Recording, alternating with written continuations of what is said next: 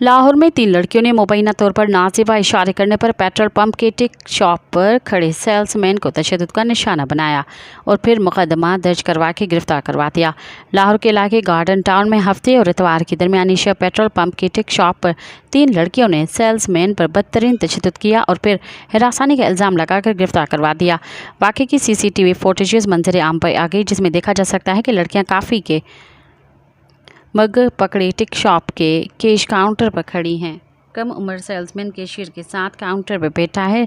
लड़कियां गुस्से में बात करती हैं और फिर काउंटर के अंदर की तरफ आ जाती हैं। CCTV फुटेजेस के मुताबिक एक लड़की सेल्समैन का गिरेबान पकड़कर थप्पड़ मारती है।